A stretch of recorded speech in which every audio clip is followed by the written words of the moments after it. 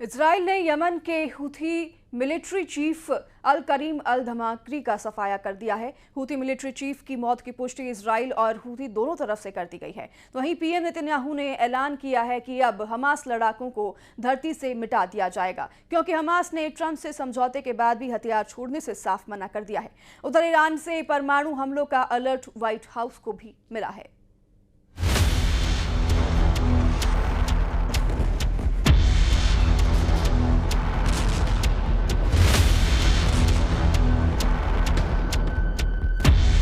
Shoot a strong statement. That's right. They used to be said they're going to behave. We're going to find out if they behave. If they behave good, if they don't behave, we'll take care of it.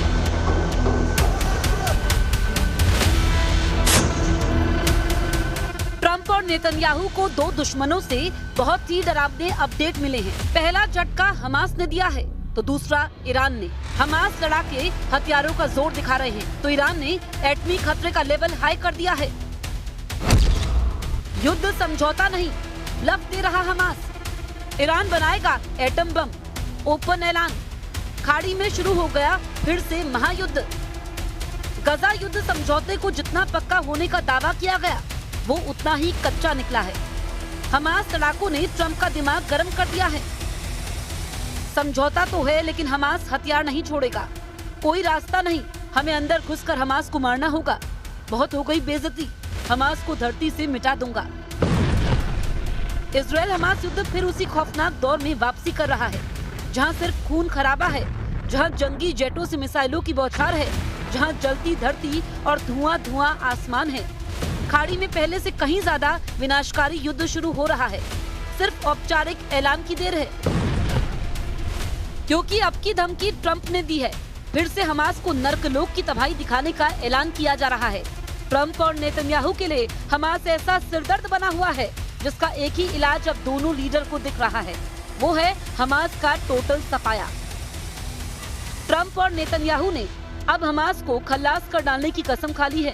13 अक्टूबर को हुए समझौते के 5 दिन बीत जाने के बाद भी हमास लड़ाके सरेंडर करने को तैयार नहीं है। हमास पोलित ब्यूरो के टॉप लीडर ने ये तक ऐलान किया है कि लड़ाका ग्रुप किसी भी कीमत पर हथियार नहीं छोड़ने वाला है। I cannot answer with a yes or no. Frankly, it depends on the nature of the project. The disarmament project you are talking about. What does it mean? To whom will the weapons be handed over? युद्ध समझौते में सबसे जरूरी शर्त Hamas को disarm करने की थी। प्रेसिडेंट ट्रंप ने ये बात कई बार दोहराई थी। ट्रंप ने ये तक कहा था कि हमास ने हथियार नहीं छोड़े तो अमेरिका अपनी सेना गजा में भेजेगा। हालांकि उनकी किसी भी धमकी को हमास ने गंभीरता से नहीं लिया और अब साफ साफ ये कह दिया है कि हमास लड़ाकों के हथियार सरेंडर का कोई सवाल नहीं है। जाहिर है हमास लड़ाकों के हाथ में हथियार रहेगा तो इजराइल सुकून से रह नहीं सकता। पीएम नेतन्याहू इस टेंशन को अब पूरी तरह खत्म करने के मूड में है। वहीं ट्रंप ने हमास पर बराबर नजर बनाकर रखी हुई है। Shoot a strong statement. That's right. They used to be said they're going to behave. We're going to find out if they behave. If they behave good, if they don't behave, we'll take care of it. Hamas ने समझौते की शर्तों पर टालमटोल शुरू कर दिया है। Hamas ने इजराइल के जिंदा 20 बंधकों को रिहा तो किया है, लेकिन 28 से ज्यादा मुर्दा बंधकों के शवों को लौटाने में बहुत वक्त ले रहा है। इजराइल को शक है कि हमास ज्यादा से ज्यादा समय युद्ध की तैयारी में लगा रहा है। ट्रंप की पीस डील के ज्यादातर जरूरी बातों पर हमास अमल करने को तैयार नहीं, जैसे मुर्दा बंधकों के शव लौटाने में हो रही देरी को हमास ने गजा के खंडर में तलाशी अभियान का बहाना बना रखा है।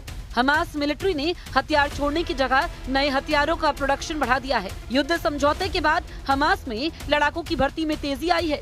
हमास ने अपने सुरंग नेटवर्क को फिर से एक्टिव कर हथियारों का वहां गोदाम बनाना शुरू कर दिया है। हमास के बारूदी कारखाने में गोला बारूद, रॉकेट, बम, आईडी सुरंग नेटवर्क में तेजी से पहुंचाए जा रहे हैं। हमास का तर्क है कि जब तक इजराइल अपने एटमी हथियारों को नहीं छोड़ता वो हथियार नहीं छोड़ेगा। हमास ने ईरान के एटमी प्रोग्राम की वकालत की है। Israelis hand over the nuclear weapons inside the Zionist entity. Why is Iran being asked to hand over the nuclear weapon or the destruction of the nuclear weapon, and Israel, the Zionist entity, is not being asked to destroy the nuclear weapons it possesses? Hamas ने Iran के समर्थन में हुंकार भरी है, क्योंकि Iran ने ऐलान किया है कि वो अब किसी भी तरह की परमाणु समझौते में बंधा नहीं हुआ है। ईरान ने 2015 में हुए परमाणु समझौते को सबसे बदनाम एटमी डील करार दिया है। साल 2015 में अमेरिका के पूर्व प्रेसिडेंट बराक ओबामा ने ईरान के साथ परमाणु समझौता किया था। तब वियना में हुए समझौते में ईरान, चीन, ब्रिटेन, फ्रांस, जर्मनी, रूस और अमेरिका ने साइन किए थे। एटमी डील के बाद ईरान पर लगे प्रतिबंध हटाए गए थे। बदले में ईरान ने न्यूक्लियर प्रोग्राम पर रोक लगा दी थी।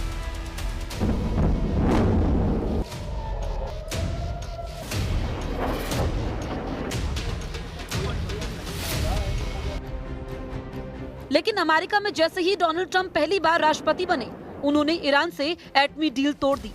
Few moments, I will sign a presidential memorandum to begin reinstating U.S. nuclear sanctions on the Iranian regime. We will be instituting the highest level of economic sanction.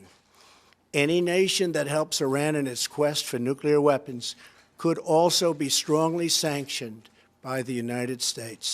America will not be held hostage to nuclear blackmail. America के अलग होने के बाद nuclear deal बेमानी हो गई। हालांकि बाकी देशों के साथ ईरान न्यूक्लियर प्रोग्राम पर डिप्लोमेटिक चैनल से जुड़ा रहा। अब एक बार फिर जब ब्रिटेन, फ्रांस और जर्मनी ने यूएन से ईरान पर बैन लगवा दिया है, तो ईरान ने किसी भी समझौते को मानने से साफ मना कर दिया है, जिससे भड़के ब्रिटेन ने ईरान को धमकी दी है। ब्रिटेन ने ईरान को सबसे बड़ा थ्रेट तक कहा है।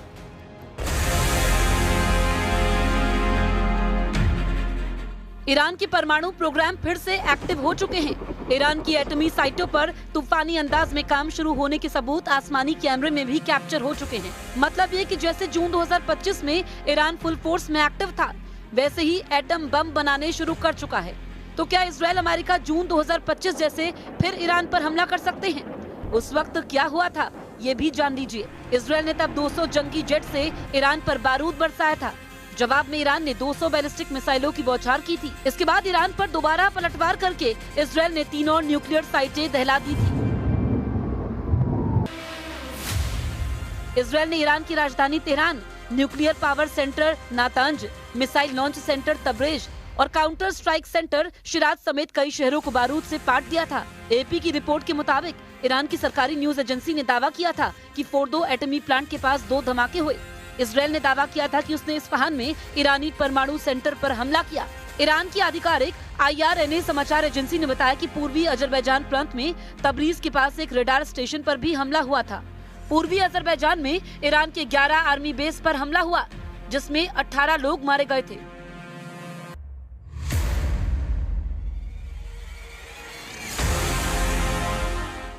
इजराइल के हमले में 78 लोगों की मारे जाने की जानकारी सामने आई थी, जिसमें ज्यादातर ईरान की सेना के टॉप कमांडर्स थे और कई न्यूक्लियर वैज्ञानिकों को भी इजराइल ने मार दिया था।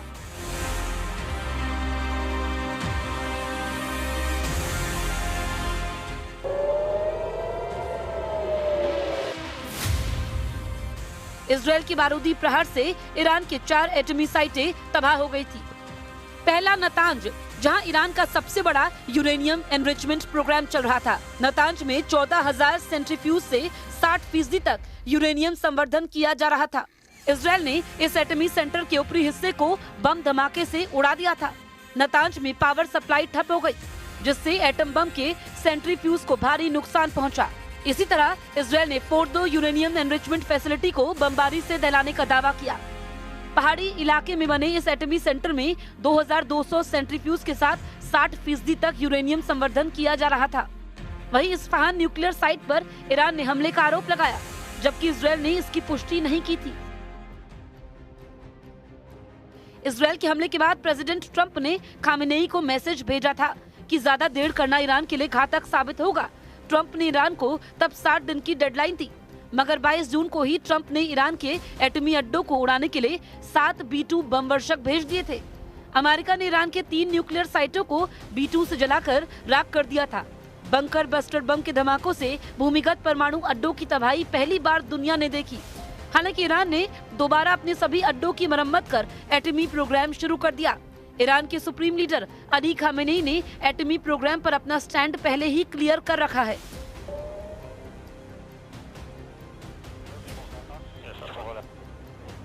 غنیسازی ما هم 20% نیست. ما اگر لازم باشه اگر برای مثلا پیشران هسته‌ای یا مسائل دیگر ممکنه به 60% هم غنیسازی رو برسونیم. कुल मिलाकर खाड़ी में ट्रंप दो तरफा मुश्किलों में फंसते जा रहे हैं। इजरायल के दुश्मनों ने सिर उठाना शुरू कर दिया है।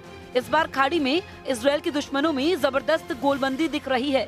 फाइटर ग्रुप्स ज्यादा घातक हथियारों से लैस हो रहे हैं। ऐसे में बारूदी घमासान का लेवल पहले से कहीं ज्यादा हाई होने के आसार हैं। वहीं 2 साल के युद्ध में गजा में हुई तबाही की जो तस्वीरें WHO ने जारी की हैं, वो दिल दहलाने वाली हैं। युद्ध त्रासदी की तस्वीरें किसी का भी कलेजा कपा सकती हैं। इजरायल के हमले से तबाह हुआ गजा मरघट बना हुआ है, जहां कोई घर सलामत नहीं है। कंक्रीट और इस्पात की इमारतें बारूदी धमाके से मटियामेट हो चुकी हैं। युद्ध की कीमत यही है जिसमें इंसानियत तबाह होती है, इंसान तबाह होते हैं, मुल्कों का वजूद खतरे में पड़ जाता है। बावजूद इसके महाविनाश के हथियारों से युद्ध का माहौल बन गया है। ईरान अमेरिका के बीच परमाणु युद्ध का खतरा अब सभी हदें पार कर चुका है।